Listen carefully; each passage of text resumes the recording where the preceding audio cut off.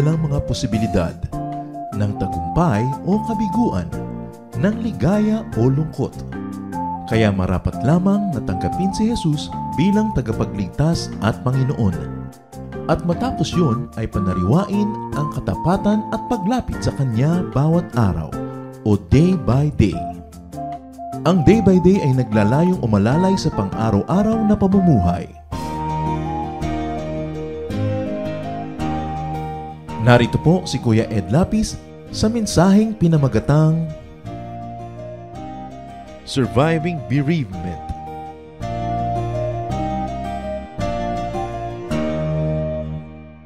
Dapat ipagbunyi ang buhay at habang merong panahong ipinahihiraw ang Diyos, samantalahin at ipamuhay ito ng ganap dahil dumarating ang panahon na tinatawag naman tayo para sumakabilang buhay. Ang usapin ng kamatayan ng mga mahal sa buhay ay hindi matatapos sapagkat lagi natin itong kailangang harapin at kailangan laging pagtagumpayan. Loss of a loved one to death could be one of the most difficult feelings ever to handle. But people die. Whether we like it or not, people die. And very few deaths could be considered welcome or timely. Laging the untimely demise of. Laging ganon. At dahil ito kasing totoo ng paghinga natin araw-araw, dapat tayo'y handa. Ang ating pag-aaral ngayon, pinamagatan, Surviving Bereavement. Kung paano itutuloy ang buhay kahit may mga mahal tayo sa buhay na sumakabilang buhay na. Salamat Panginoon dahil kayo Diyos ng buhay at Diyos sa ibabaw ng kamatayan.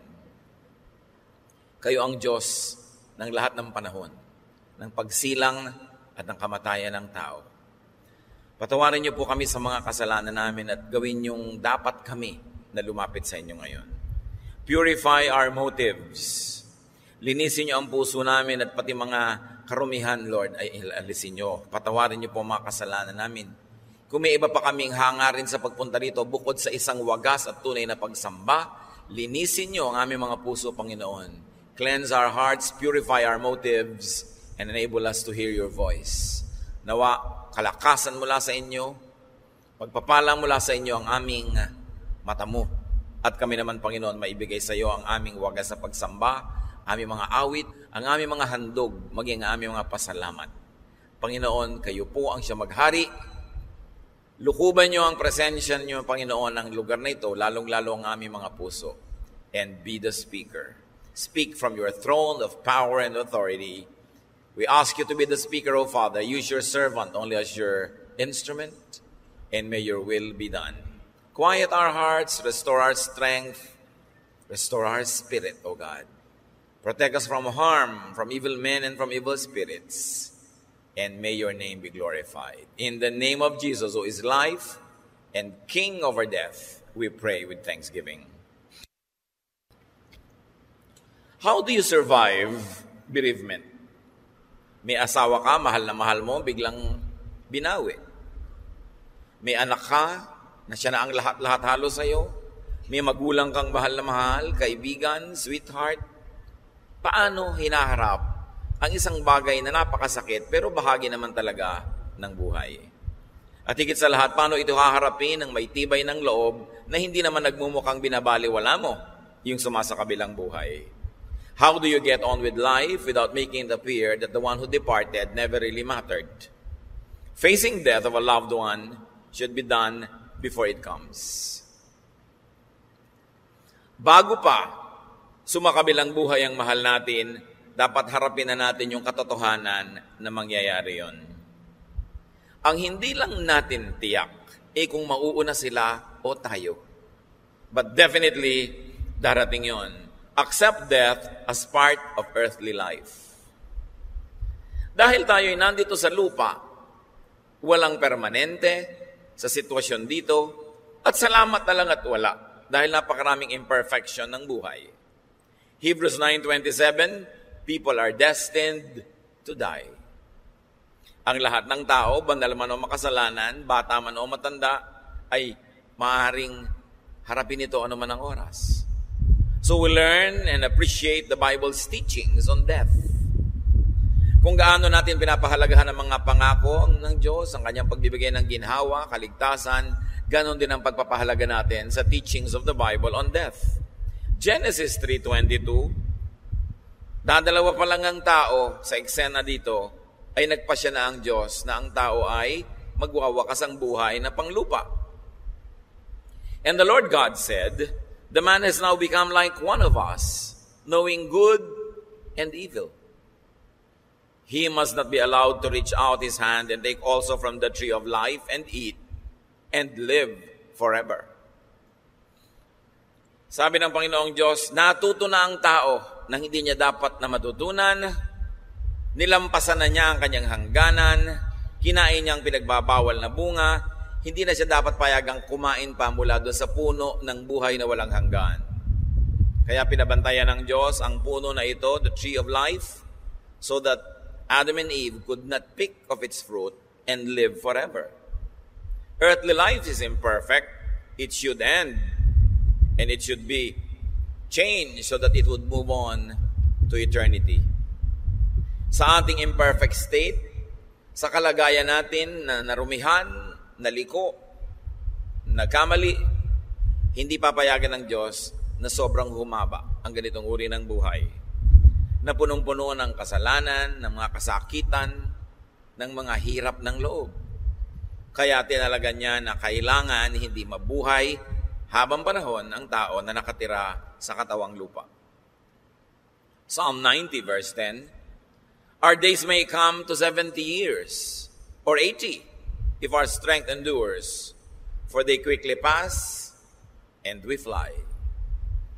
Ang buhay daw ng tao, kadalasan, at kung susundin yung pinaka-normal at pinaka-kaibig-ibig na lagay, ay 70 taon.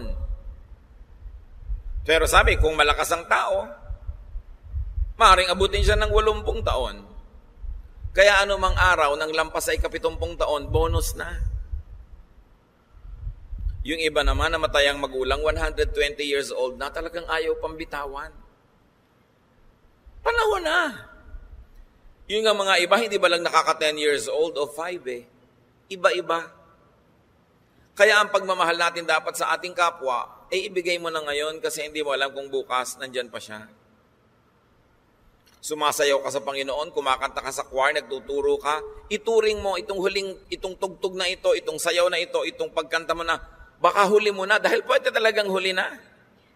Kaya lagi mo dapat ibigay yung best mo. Ecclesiastes 3:2, there's a time to be born and a time to die. Accept both. Ang isang taong nananalig sa Diyos ay tatanggapin magkakambal ang kamatayan, kakambal ng pagkakapanganak. Birth and death complete the circle of life. Nabubuo yung buong kalooban ng Diyos sa nilalang. How do you face the death of a loved one before it comes? Practice facing death. Kailangang sanayin mo ang sarili mo sa ganitong uri ng malungkot na kabanata dahil pagka sobrang mahal mo na yung babawian, meron ka man lang kahit konting pagsasanay. Go to funerals. Ugaliin mong pumunta sa mga lamayan, sa mga libing. Mag-alaga ka ng mga naghihingalo, mga may sakit, kahit hindi pleasant. Para pag yung tunay na pinakamahalagang tao na sa buhay mo yung gagraduate, meron ka na kahit papanong tibay. Sabi ni Solomon na pinakamatalinong tao sa balat ng lupa, Ecclesiastes 7:2, it is better to go to a house of mourning than to go to a house of feasting. For death is the destiny of everyone. The living should take this to heart. Sabi, mas dalasan nyo ang pakikipaglamay, pupunta sa mga burol at libing, kesa sa mga party at kasiyahan. Pag sobrang nasanay kayo sa saya, baka wala kayong lakas na iharap sa araw ng lungkot. Kaya napakahalaga na ang mga tao, bukas ang isip sa ganito mga bagay. Let us not overprotect our loved ones from the pains of life because exposure to such pain will inoculate them and will enable them to survive very difficult days. Notice and be sensitive to deaths happening everywhere all the time. na para bagang kakaiba at bago yung may namamatay. Lagi naman, mga halaman, mga hayop, mga tao. Kung may gabi, may araw. Kung may pagkakasilang, mayroong kamatayan. How do you face the death of a loved one before it comes? Have a healthy level of independence from people. Kahit mahal mo ang tao at mahal ka niya, gusto mong ibigay ang lahat ng pag-ibig mo, kailangan magtira ka ng lugar sa loob ng puso mo na pwede kang mabuhay kahit wala siya. Makipagsandalan ka kasi ganoon naman ang pagmamahal, no? Mutual, tulungan kayo, sandalan sa isa't isa, pero huwag kang sobrang sumandal. Baka mawala siya, matumba ka. Kailangan meron kang sarili mong spinal cord. You've got to have your own spine. Kailangan meron ka matibay na gulugod. Para mawala man yung sinasandalan mo, tatayo ka pa rin. Be as self-sufficient as much as possible. Kung maaari, umaasa ka lang sa tao emosyonal pero independent ka economically and financially. Kumisan, merong nalulungkot na namatayan, hindi mo alam kung gaano karami sa lungkot dahil nalulungkot yung puso at gaano karami naman doon yung nag-aalala dahil nakasandal siya at umaasa dahil binubuhay siya nung namatay. So ina-eliminate natin yung sobrang ganon, sinisikap mo, tumindig ka sa sarili mong paa. Be adaptable when needed. O sige, gusto mo makipagmahalan, makipagbuhol ng buhay sa isang tao, itodo, di itodo mo. Pero maglaan ka ng posibilidad na mawawala yung taong yan para kung maganap yon, meron kang kahit kaprasong paghahanda. Need the person but let go when it's needed to let go. Kaya dangerous din yung sobrang magmahal. Wala nang natira sa sarili mo. Kaya tuloy nung siya ang nawala, parang nawala ka rin ng halaga. Ipinanganak ka mag-isa. Mabubuhay kang mag-isa kung kailangan. Bagamat nabawasan ng pampasaya, siguro pampasigla, pero tanda mo ipinanganak ka mag-isa, kahit mga ikakambal ka, hindi naman kayo sabay lumabas, mag-isa ka pa rin. Kaya dapat ang tao hindi magigilty that you feel competent and self-sufficient in spite of the absence and death of loved ones. Nilikha tayo ng Diyos para maging ganong katibay. Job 1:20-21, nung si Job ay binawian ng napakarami niyang mga anak, namatay lahat at ang kayamanan niya naglaho. At this Job got up and tore his robe and shaved his head. Then he fell to the ground in worship and said, "Naked I came from my mother's womb, naked I will depart. The Lord gave and the Lord has taken away. May the name of the Lord be praised." Kung ang nawala man sa inyo ay anak, asawa, magulang, kapatid, kaibigan, sweetheart, whatever, the Lord gave, the Lord takes away. Purihin ang Panginoon na bumawi dahil yung Panginoong bumawi ay siya ring Panginoong nagpahiram. Kanya naman ang lahat. Wala kang dalang alahas, wala kang dalang pera, at wala kang dalang kaibigan o partner no ika'y isinilang. Pwede ka ring tumayo nang wala yon. How do you face death while it is coming? Kung heto na yung kamatayan, kumakatok sa pinto ninyo, parang nararamdaman mo bang papalapit na? Meron kang mahal sa buhay na sobrang nag-aagaw buhay na halos ay clinically wala nang pag-asa. Paano yung dumarating na mga threat sa buhay na ang lusog-lusog na tao aalis sa'yo, biglang pagbalik bangkay na kasi nagkaroon ng aksidente? How do you face such things? What do you do when a loved one is about to go? Do what you could to prolong life. Lahat ng kaya niyong gawin niyo para pahabain ang buhay na nandiyan naman at hindi pa naman nalalagot. Baka maaari pang dugtungan. Katulad ni David, yung anak niya na maliit, na batang nag-aagaw buhay, at hari si David, anong ginawa niya? While all the medical and healing people were doing what they could to revive and to save the life of the child, David went on fasting and prayer. 2 Samuel 12:15-17. The Lord made David's young son very sick. So David went without eating to show his sorrow, and he begged God to make the boy well. David would not sleep on his bed, but spent each night lying on the floor. His officials stood beside him and tried to talk him into getting up, but he would not get up or eat with them. Nag-aagaw buhay ang bata. Si David ay nagayuno. Hindi siya mapakain, hindi siya mapabangon. Nakadapa lang siya sa sahig ng kanyang silid, nananalangin sa Diyos. Bago nyo tularan si David, kung meron kayong mahal sa buhay na nag-aagaw buhay, alamin nyo muna kung bakit niya ginagawa ito. Sapagkat ang batang ito ay bunga ng napakalaking kasalanan. Nang agaw si David ng asawa ng may asawa, ipinapatay pa niya yung lalaki. Sabi ng Panginoon, hindi bubuhayin ang batang ito. Kaya nung binabawi na ng Panginoon yung bata, hindi para yung bata ay alisan ng buhay, kundi iligtas siya sa napakaraming magiging bunga ng pagkakamali ng kanyang mga magulang. Napakabait ng Diyos doon sa bata.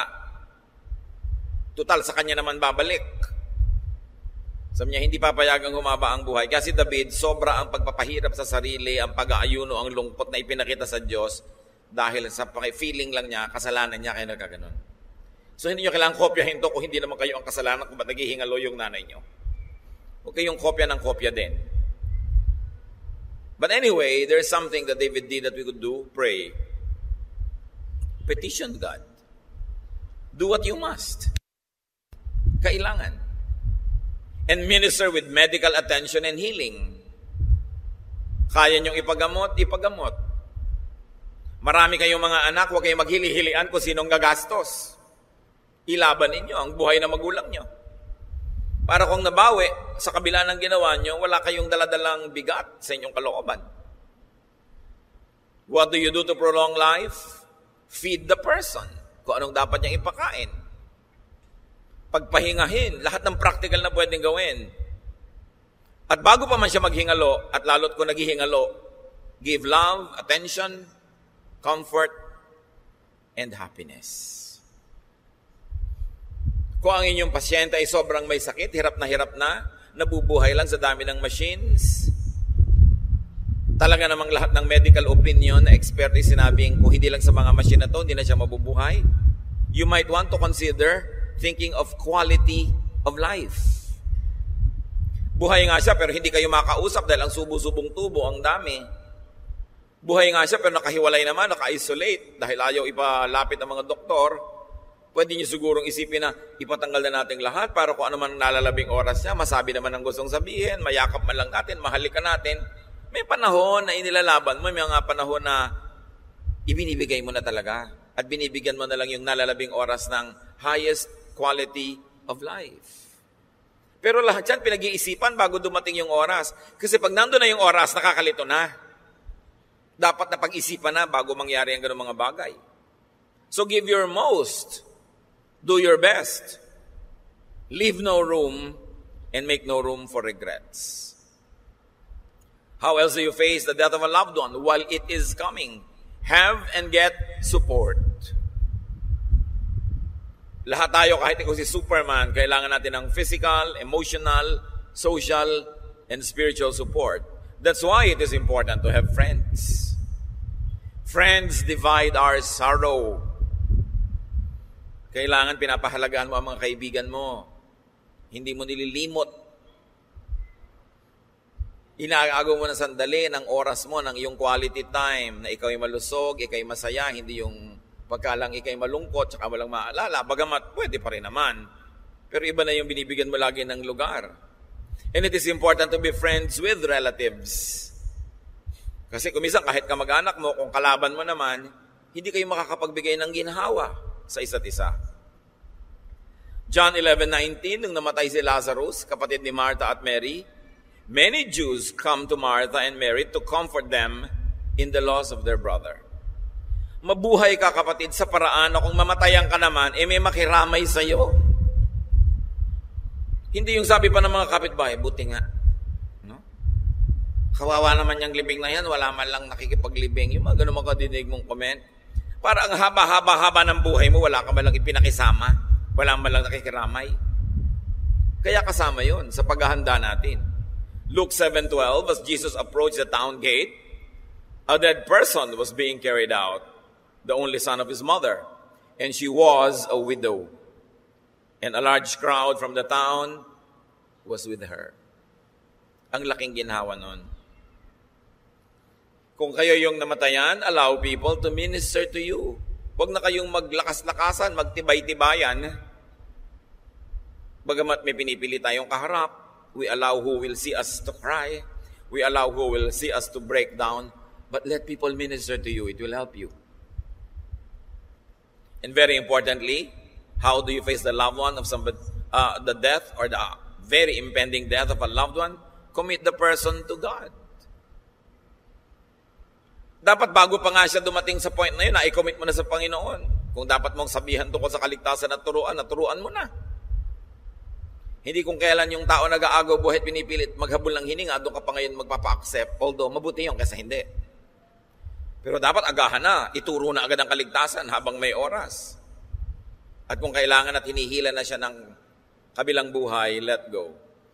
Because a person will only be absent in the body, but present in the Lord. Ecclesiastes tells us what happens at death. The body returns to the ground where it came from, and the spirit returns to God who gave it.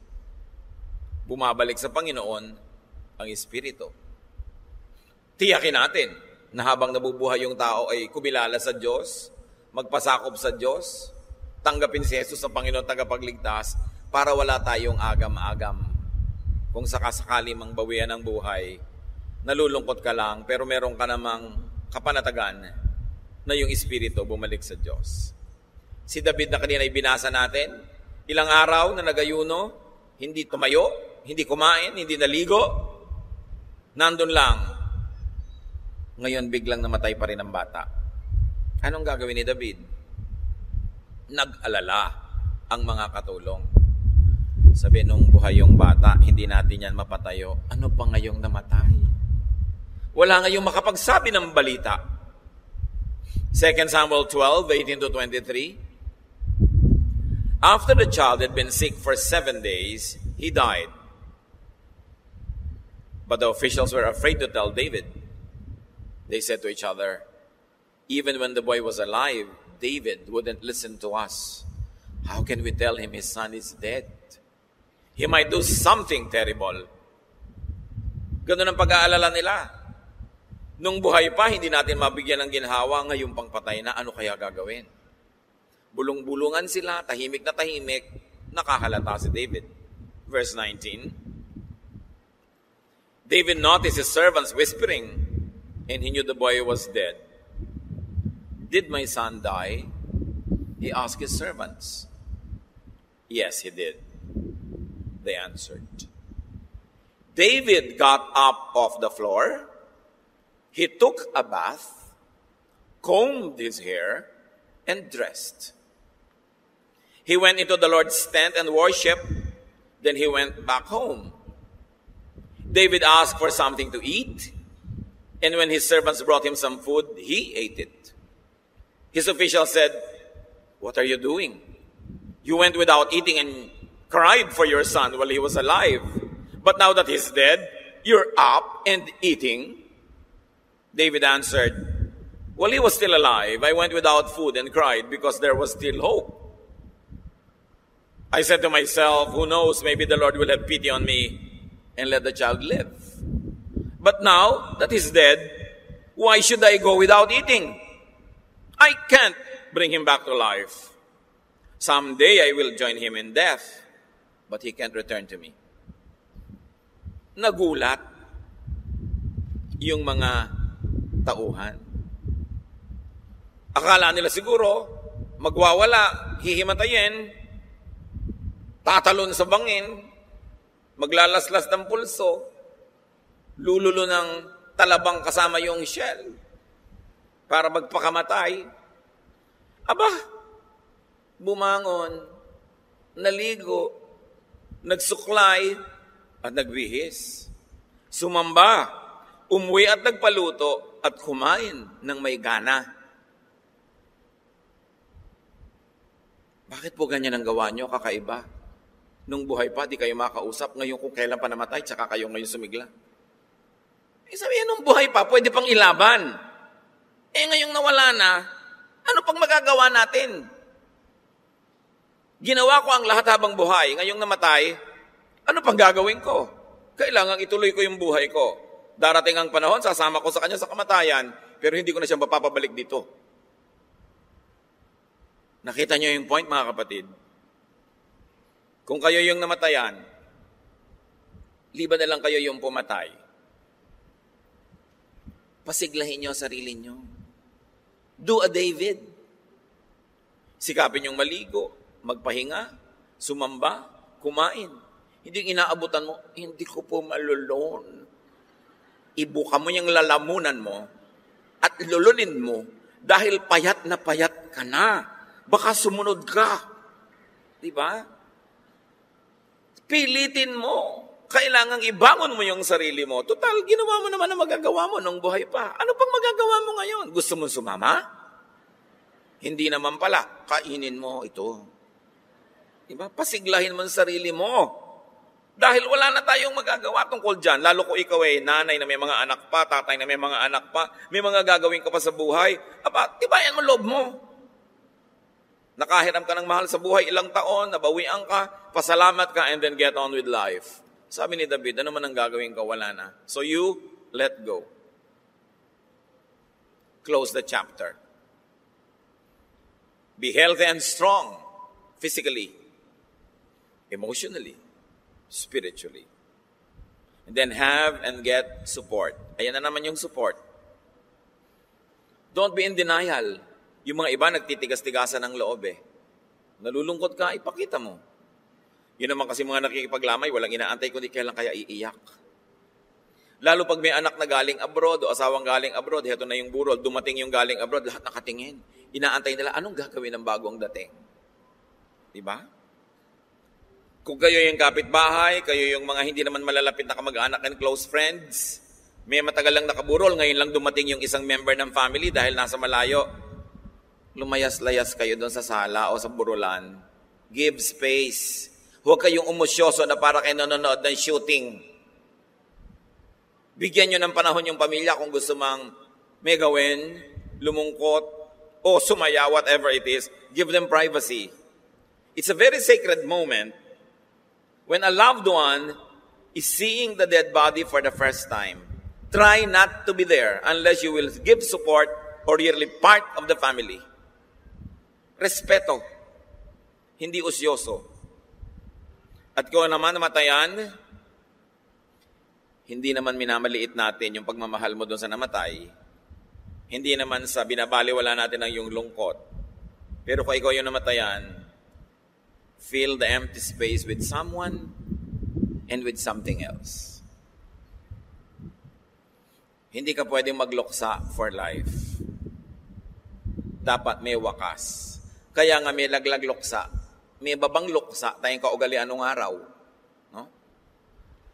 Mabuti kung nakakapaglaglag luksa ang tao. It means tutuloy na ang buhay. Tingnan nyo sa Genesis 23, 1-19. When Sarah was 127 years old, she died. Pwede na ba 127 eh? No? She died. After Abraham had mourned her, Abraham buried his wife Sarah. Abraham married Keturah and had 6 sons. So namatay itong si Sarah, ipinagluksa ni Abraham ayon sa kanilang kaugalian, tapos ay inilibing. Pagkatapos noon, nag-asawa uli at nagkaroon pa ng 6 na anak. Believe ka naman talaga, ano kaya iniinom nitong si Abraham? Alin sa mga products sa tinda-tinda ng mga kapatiran kaya? Siguro kung matetrace ko ano yon, magiging mabiling-mabili.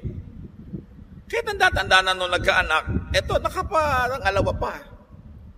Ano ibig sabihin lang dito natin, mga kapatid?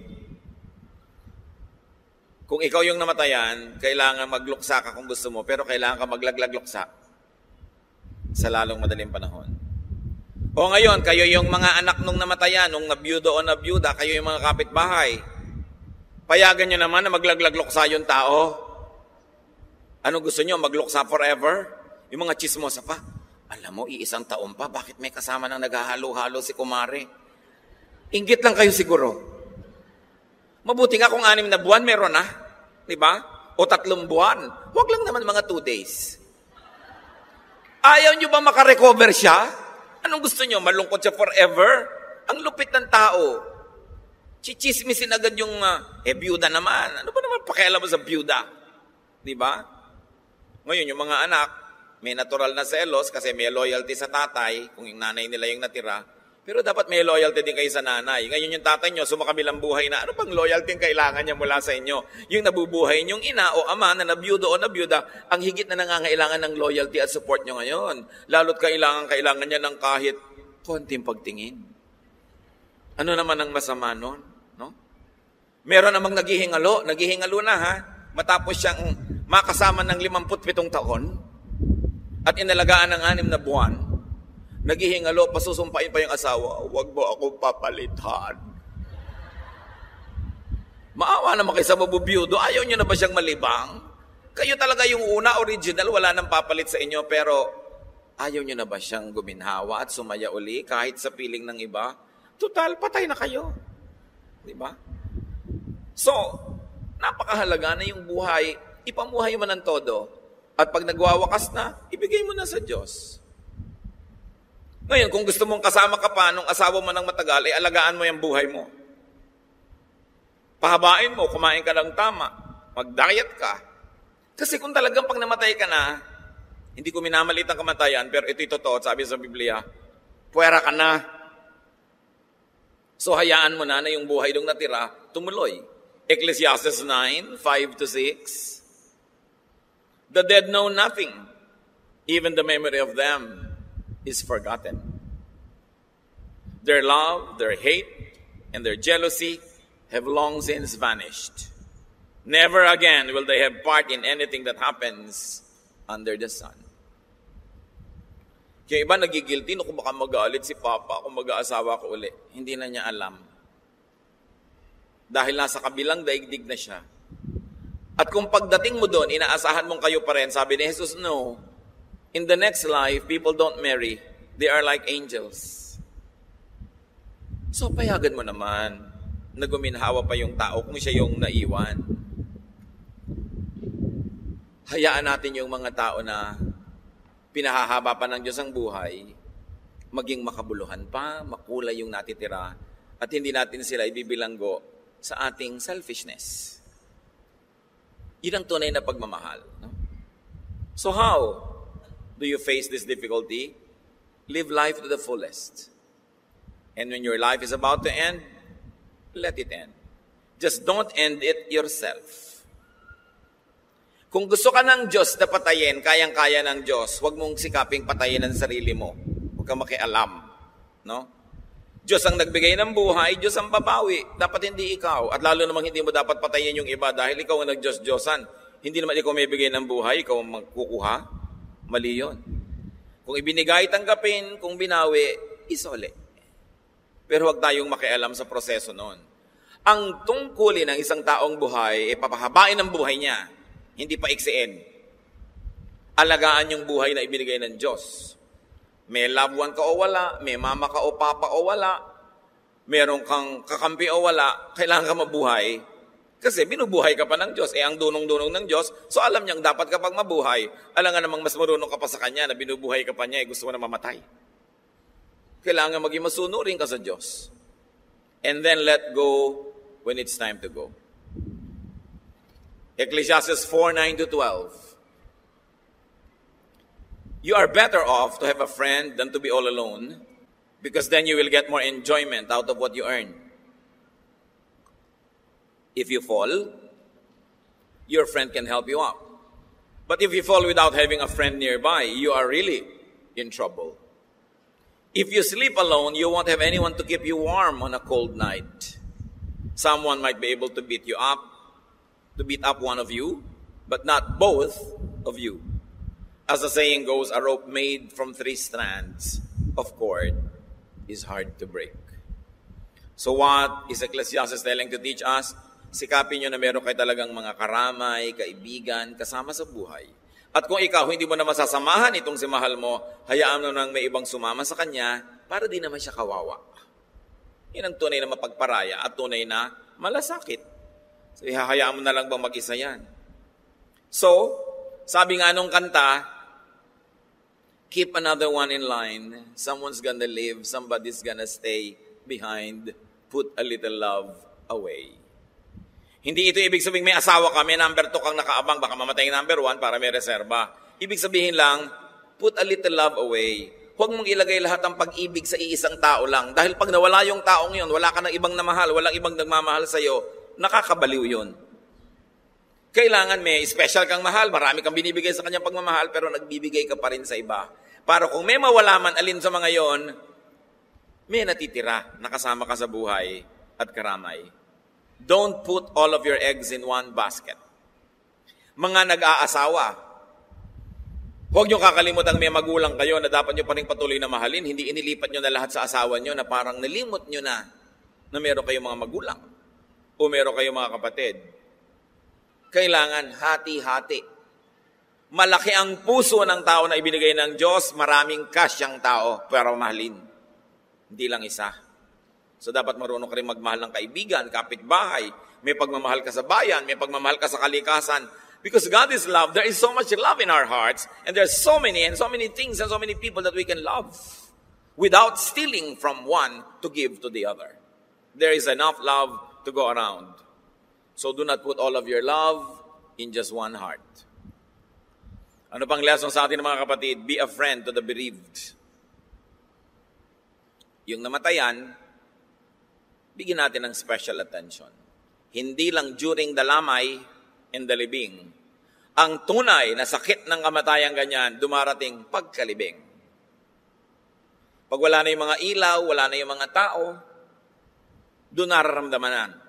Doon ka dapat dumalaw. Kung close ka sa family, doon ka dumating, doon ka magyaya, kain tayo, pasyal tayo. Mas kailangan yun. Hindi yung sabay-sabay na ang dami-daming tao, parang tape recorder yung namatayan. Paano nga ba nangyari? Uulitin na naman niya yung buong nangyari. Mamaya may darating, paano nga ba? Ito yung tape recorder, pakinggan mo na lang. Dahil high-tech tayo, ito yung iPad, no? Kasi paulit-ulit, pagod na pagod na yung nagkwento. Sa bagay, may therapeutic effect din yun, kauulit niya, namamanhid na siya, nawawala na yung sakit.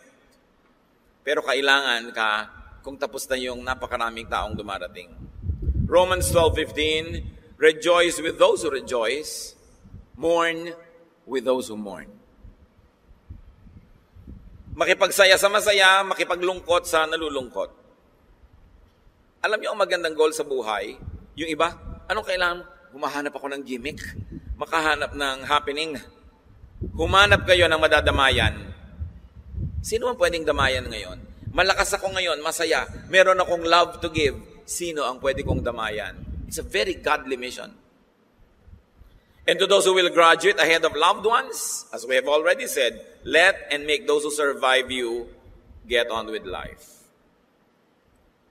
Huwag niyong pasumpain ng pasumpain.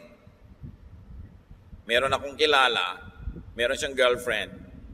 Girlfriend from hell. Siyempre, hindi mo naman malalaman agad na girlfriend from hell hanggang hindi mo naging girlfriend, right?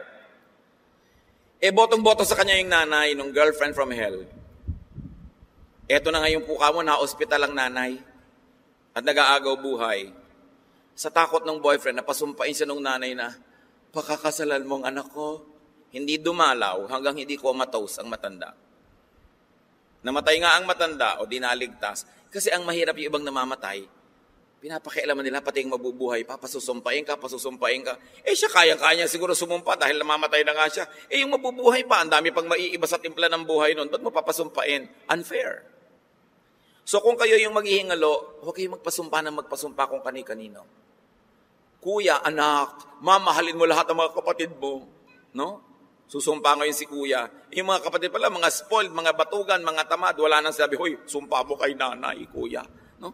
Kaya na-blackmail ka na tuloy. Patay na si nanay. Di ba?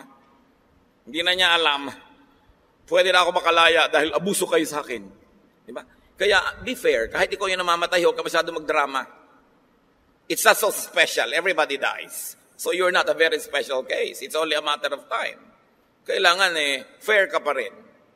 And if ever, as we have said, allow those who are bereaved to find another person, another thing, another idea to place in this empty space of his heart. Be spiritual about death. Because death, though physical masyado yung nakikita mo nangyari, is really a spiritual exercise. Nakikita mo kasi nag-iba yung kulay, namutla, tumigas ang bangkay, lumamig. Akala mo physical yung death. No, it's really spiritual. And if you would understand it from a very spiritual point of view, and though you are clouded by emotion, siyempre hinihilam ka ng luha, lumalabo ang yung linaw ng isip, pero sikaping maging espiritual at lalong gagaan ang pagtanggap ng lahat ng yan. Do not feel guilty for letting go. Yung iba kasi, pagka 3 taon na, nandun pa sa cabinet yung mga damit nung namatay, pero ang totoo, sa kanila, gusto na nila alisin, pero para nagigilty silang inaalis na nila, wala na talaga sila rito. Kung may makikinabang ng mga damit, magtira na lang kayo ng konting souvenir nyo, para pag gusto nyo magdramang bukid, yakap-yakap nung ganun, yung barong Tagalog Pero yung iba, pwede pang pakinabangan ng iba. Let life go on.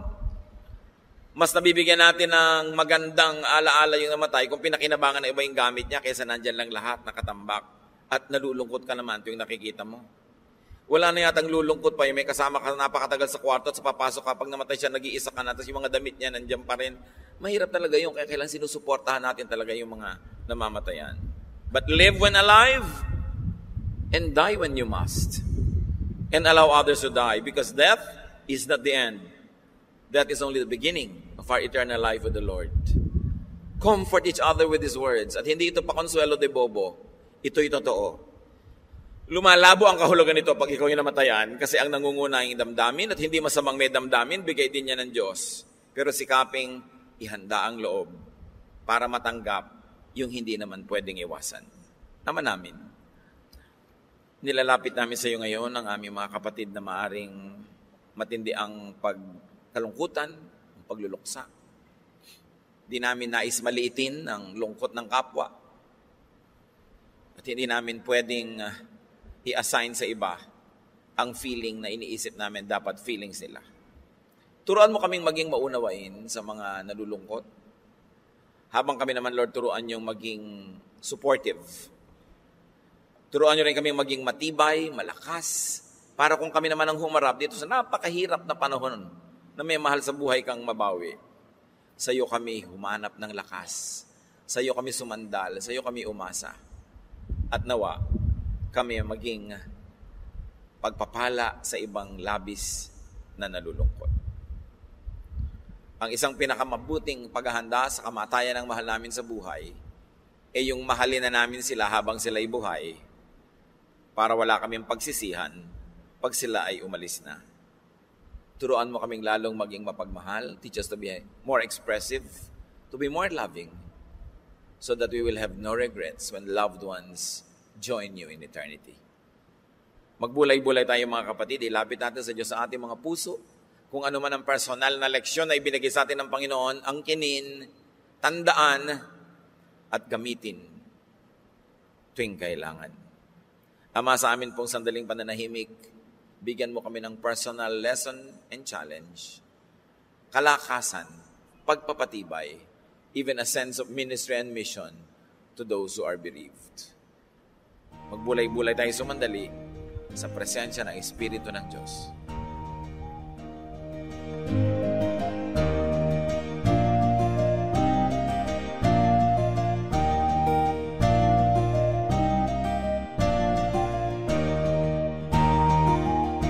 Ang katatapos pong mensahe ni Kuya Ed Lapiz ay pinamagatang Surviving Bereavement.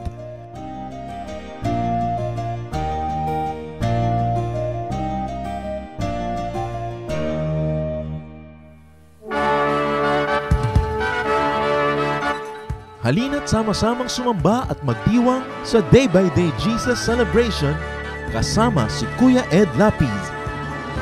Bulwagan ng Panginoon PICC, one Sunday a month, Philippine International Convention Center, Rojas Boulevard, Pasay City.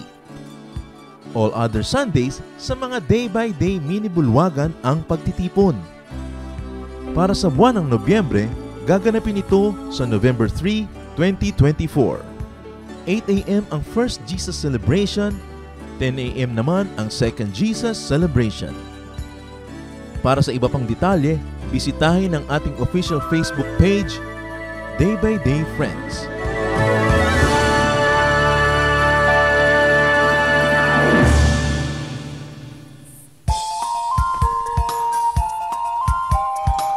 Ako po si Pastor Danny Ibarola.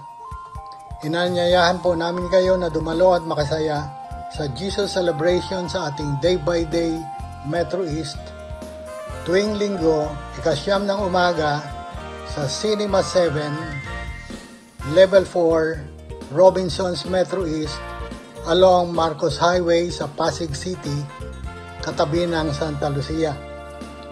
Para po sa detalye ng schedules at location, narito po ang ating contact details. 0949-623-7333 o di kaya sa DVD Metro East. Halinang ipagdiwang ang Panginoong Hesus. Mabuhay!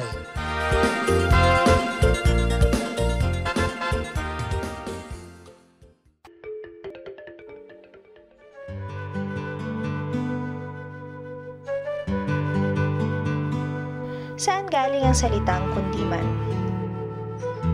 Yung kundiman naging generic name para sa mga isang uri ng musikang Pilipino na usually yan ay hinuhugot talaga sa kaluluwa yung tunog at talagang matatouch ka. Halimbawa, ang bayan ko is a form of kundiman. Pag kami kundiman kasi napapaiyak ka, kinakanta mo pa lang kasi talagang galing sa kaluluwa mo yung musicality. Ngayon, yung kundiman na yan ay isa sa mga phrases na laging inuulit ng mga nanghaharana ng araw. Sinasabi lang, kundi man ako karapat dapat ibigin, kundi man ako magandang lalaki, kundi man ako mayaman, ay tapunan mo man lang at palimusan ng kahit konting pagtingin. So yung pagsasabi ng kundi man ay isang pagpapahayag ng ating kababaang loob. Hindi tayo presumptuous, we're always self-effacing. At nadidinig ng mga pare sa kanilang mga konbento yung mga word na phrase na kundiman na laging inaawit ng mga Pilipino. Kaya ang tawag nila, ano ba yung kundiman na yan? Arestuhin ang iingay-ingay yung nagkukundiman. So naging tawag na yun sa uri ng isang katutubong musika natin.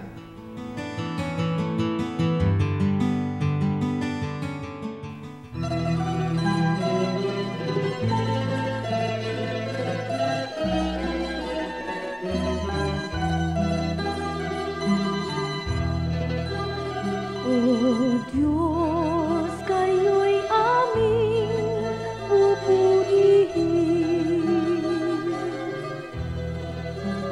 Marapat na ito'y aming gawin.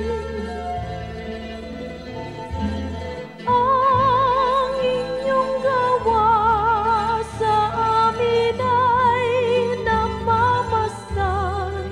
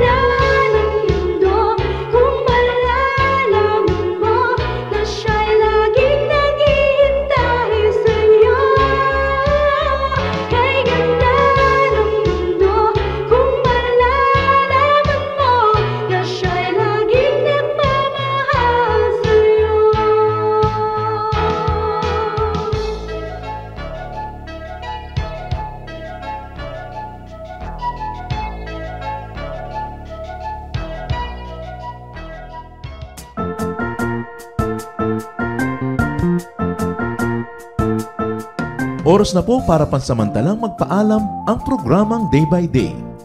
Tayo po'y magsama-sama tuwing ika-6 hanggang ika-7 ng umaga, araw-araw. Magandang umaga po at mabuhay ang Panginoong Hesus!